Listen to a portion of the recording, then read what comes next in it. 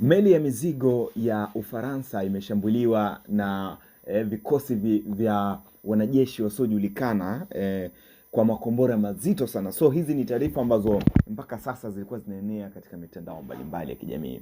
Sasa nikukumbusha kwamba hapo nyuma kulikuwa kuna tangazo ambalo aliweza kulitoa Rais wa Marekani Donald Trump ambapo alitangaza operation nzito sana ya kijeshi ambayo itatekelezwa huko Hormuz, na of course ishaanza kutekelezwa. Tumeweza kushuhudia baadhi ya mashambulizi ambayo yameweza kufanywa na vikosi vya kijeshi vya Kimarekani huko katika mlango wa Hormuz. So vimeweza kuleta madhara makubwa sana, na tumeweza kupokea taarifa za kifo cha Mtanzania ambaye katika meli ya Umoja wa Falme za Kiarabu ambayo ilishambuliwa kwa bomu. So moja kati ya watu waliopoteza maisha ni Mtanzania ambaye yeye ni baharia tu huko ambapo alikuwa akihudumu katika meli ile. Sasa nikikurudisha katika hii habari ya shambulizi la meli ya Kifaransa ambalo limeweza kushambuliwa na vikosi vya wanajeshi wasiojulikana, nilikuwa nakuitia moja kati ya habari ambayo iliweza kupostiwa na jarida moja kubwa sana huko nje, lakini mimi hapa nafanya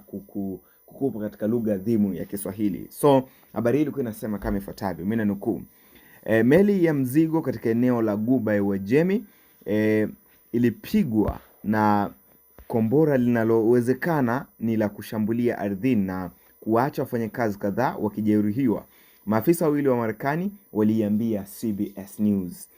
Meli hiyo ilitambuliwa kama CGM San Antonio na inayomilikiwa na kampuni ya Ufaransa. Iligongwa na makombora Jumanne jioni kwa saa za huko, kulingana na maafisa. Inasemekana meli hiyo ilikuwa karibu na Dubai mapema siku hiyo, ingawa safari yake sasa bado haijabainika kulingana na data ya ufuatiliaji wa umma. Kituo cha uendeshaji wa biashara ya baharini cha Uingereza kinachojulikana kama UKMTO kilisema kimepokea ripoti kwamba meli ya mzigo imepigwa na kombora lisilojulikana. UKMTO iliripoti matukio mengine kadhaa yanayohusisha meli katika eneo hilo tangu Jumapili, ikiwa ni pamoja na moto, mashambulizi ya makombora na shambulio linalohusisha meli ndogo. So hiyo ni habari ambayo mpaka sasa imeendelea kusambaa katika mitandao mbalimbali ya kijamii. Unaona kipi cha kusema? Share comment yako hapo chini. Hii ni Blue House Dax Media. Mimi ni Captain Dax.